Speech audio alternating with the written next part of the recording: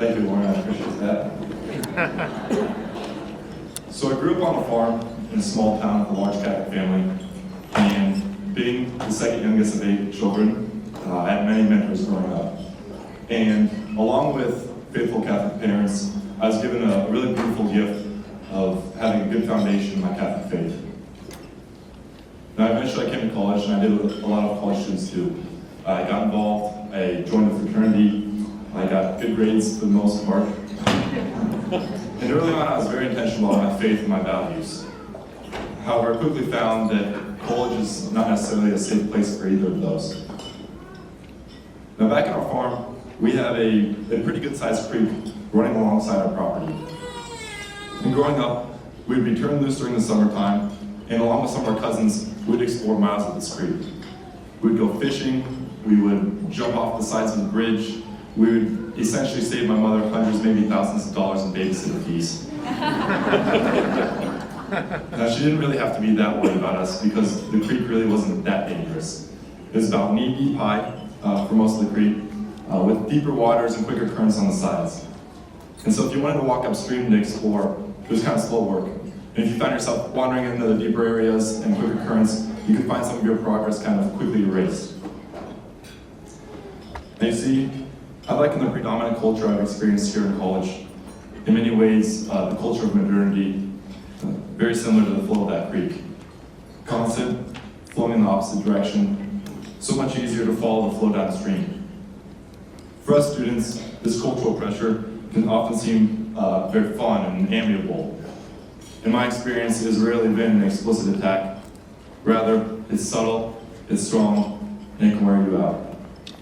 So despite the confidence in my faith, after a few weeks, I found my faith and virtue hitting some deep spots and carried a ways downstream. Now, thankfully, I wasn't completely carried off course, but I was scared by how quickly and easily it was to be pushed downstream by that cultural current. Now, despite the setbacks, I fixed myself to Mass, to adoration and confession. And it was during this time that I realized how beautifully our Newman Center can impact aching hearts. To stay with our creek analogy, the Newman Center served to help me navigate against that current flowing in the opposite direction, serving almost like a rope firmly anchored upstream. The sacraments were so easily available, by no means making things easy or taking me out of the world and its current, but by making growth and progress possible. The church provided a firm, fixed anchor that led to the fulfillment of my heart's restlessness. For every bad current I was faced with, there was a good one at the Newman Center going in the opposite direction. For every mistake, confession. For every week filled with tests and parties, adoration. Now I've seen this culture claim a lot of casualties. Being in a fraternity and in college, I've seen firsthand some of the deepest waters and quickest currents.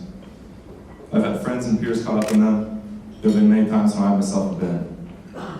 But the beauty is, I've also seen many of us, some in the deepest drop-offs, find that rope and rediscover the beauty of virtue. But despite the blessings of the Newman Center, the cultural current doesn't stop.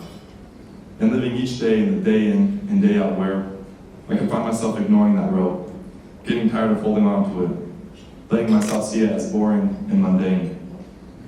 How frustrating it has been for me to grasp on to the beauty and the greatness of the church, and yet see myself, more often than not, lose my grip and settle for counterfeits. So going into my junior year of engineering, I took my first class through the Newman Institute. Now I could talk about this for a long time, and in short, is one of the most influential and impactful things I've done here in college. For those unfamiliar, the Newman Institute is a program that offers courses here over there in the Newman Center, where we read the great books from throughout time. We examine the good, the beautiful, and the true that they so beautifully challenge us to, and we seek to further examine our lives in light of those findings. Now, when I reflect on the past 2 years since I've taken my first course there, I now realize that despite the good of the Newman Center and the time I did spend there, the other 90% of my time was surrounded by the current of modernity. TV, news, relationships I was in, music I listened to, courses I took. It permeates almost every aspect of our day. There's no escaping it. So despite my understanding and love of the church and our sacraments, I had a great capacity to allow the noise, busyness, and cultural pressure to weaken my grip on that road, to lose sight of the end goal, and to attach myself to the empty and passing promises of modernity. For myself and other college students, it's so easy and subtle how the culture forms our minds, forms the framework for our decisions, forms what we love, what we value, where we hope to go. I don't think we have to look too far to see this sad reality in action. I've seen firsthand the damage it has done to myself. I've seen the damage it has done to my friends. Now there's a quote by Dietrich von Hildebrand that offers a solution to this reality, and at the same time does a really good job of explaining my experience with the Newman Institute. He says, "The antidote to the poisonous modern mind is to think on the good, the beautiful, and the true." And that's what we do in class. It's not a revolutionary concept. It's not that complicated. By surrounding myself and thinking on the good, the beautiful, and the true that von Hildebrand speaks of, the Newman Institute started to reclaim my mind. By slowly reclaiming my thoughts, the class gave me the framework to examine my choices more deeply, to recognize counterfeits, and to more clearly see and choose the good that my heart desired. It pushed me to seriously examine some of the questions that I pushed to the back of my mind while busy with everything going on in college. Why am I here? Where am I going? How am I called to live? My hopes, my dreams, my loves, they all shifted. Now, I'm sure we've all experienced a song being stuck in our head. And regardless of good or bad, it's often frustrating when you just quite can't get it out. The reality for me, and for many of us, is that we're in a culture that has the ideologies of modernity on full volume almost everywhere we step. How can we not expect these ideas and moral frameworks to fix themselves in our minds? The Newman Institute has placed more noble thoughts in my head that, maybe frustrating at times, have fixed themselves there. I've experienced the morning after making a mistake, hearing the words of St. Augustine on repeat. "You have made us for yourself, O Lord, and our hearts are restless until they rest in thee." I've tried to live up to the standards of the world, to be best as the fashion of the day. In the back of my mind, I have Joseph Pieper reminding me, virtue is the most a man can be. Many times I've embraced an apathy towards my daily work, going through the motions with little intentionality, wanting to spend 30 minutes scrolling through my Instagram or Twitter feeds. St. John Henry Newman's words ring in my ears. "He has committed some work to me, but she has not committed to another. I have my mission. He has not created me for naught." I have pursued wrong relationships on many levels, sat through many counterfeits, and found worldly success to be quite empty. St. Augustine corrects my thinking.